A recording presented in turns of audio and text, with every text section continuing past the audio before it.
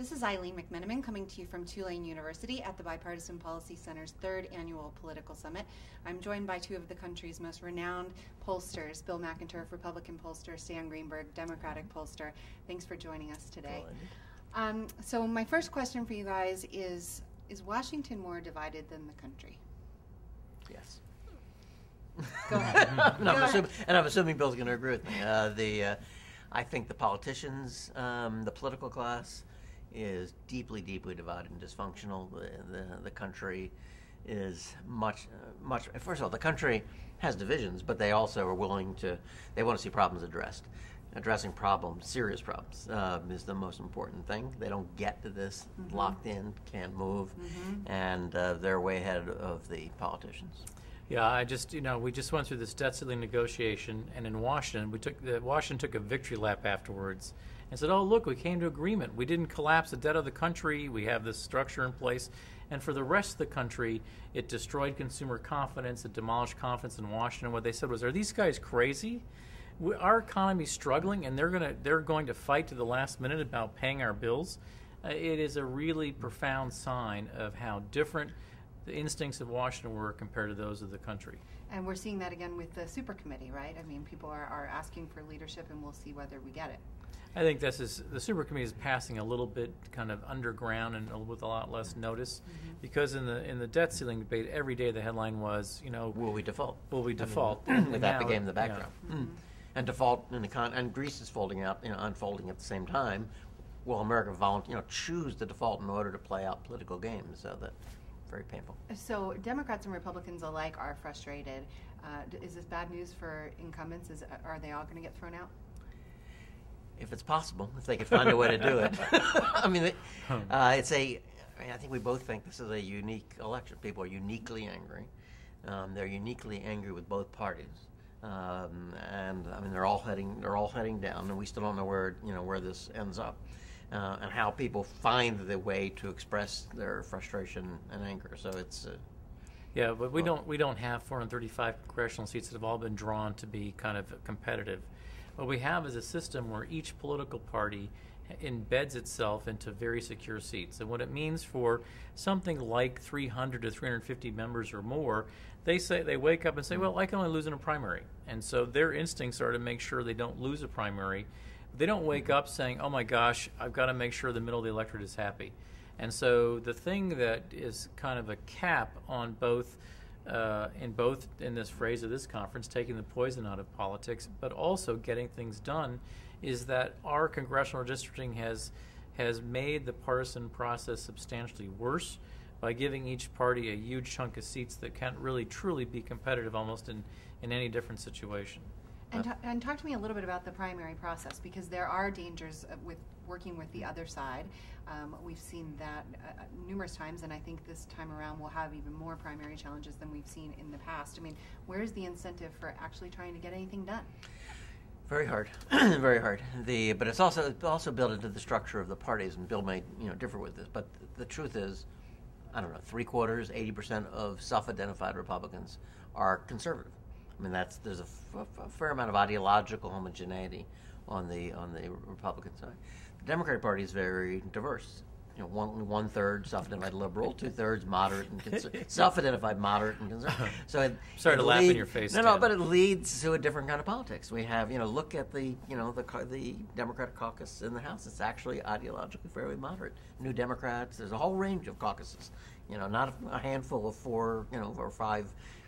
People who will vote for a bill on the other party. There are large caucuses that represent moderate parts of the ideological spectrum. Not to be rude to Stan, a self-described Democrat moderate is still pretty liberal in the scheme of American politics, and I think that the other thing that happened, there was a pretty large what was called the Blue Dog Caucus of quote moderate conservative Democrats.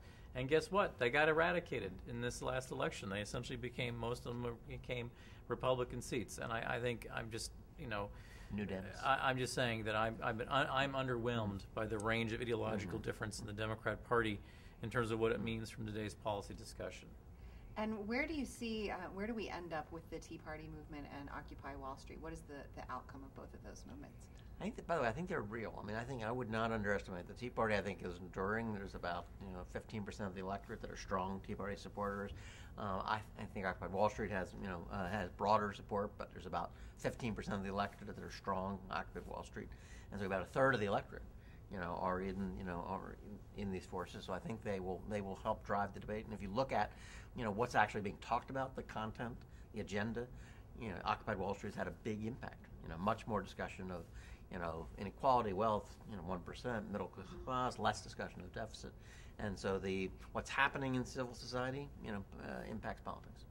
Yeah, I don't disagree with Stan on the numbers. Just as a little different way of categorizing it, we ask a different question, which is, do you consider yourself a supporter of the Tea Party, a supporter of Occupy Wall Street? And today, that's the majority of our country who picked one or the other. Yes. And there's 4% of the country, by the way, who say both.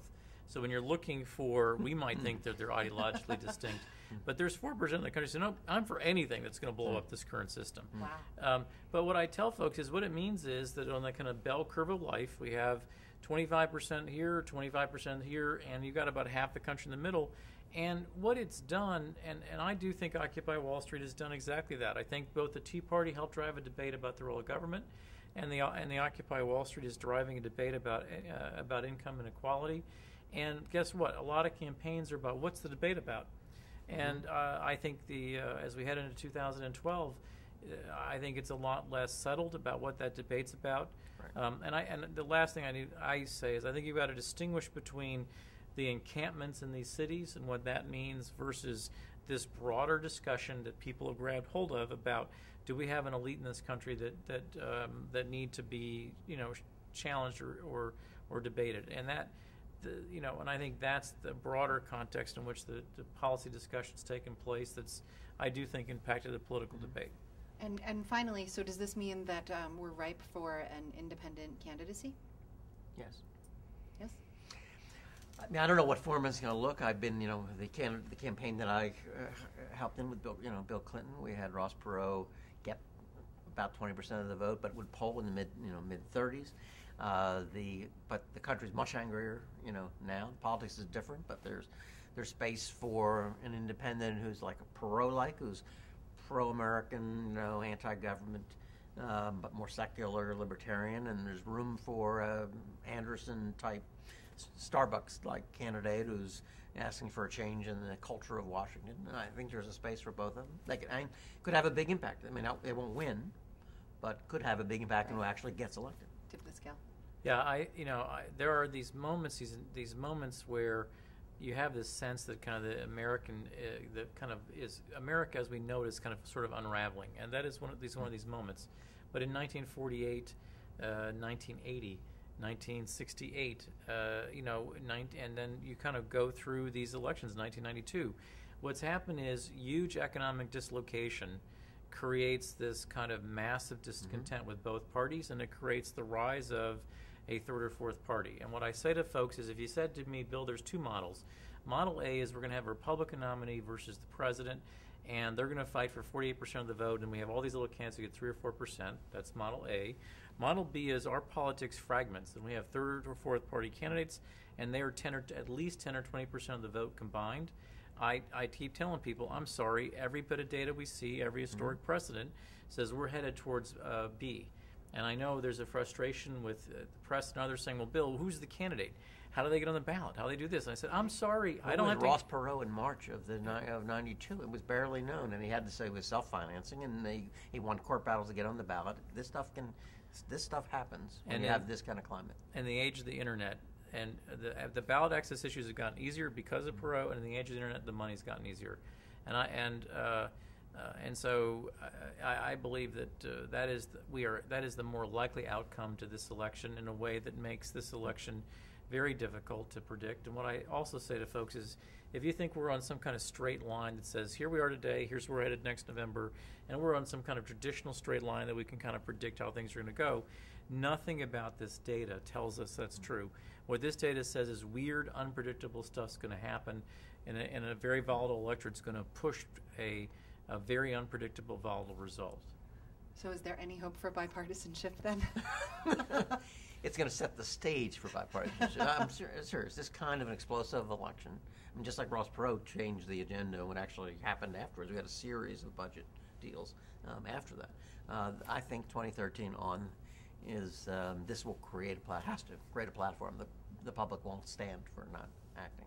All right, we'll end on that happy note. All right, okay, thank you. Two Thank you, two Eileen. brilliant minds, pollsters Bill McInturff and Stan Greenberg. Thank you for watching this Bipartisan Debrief.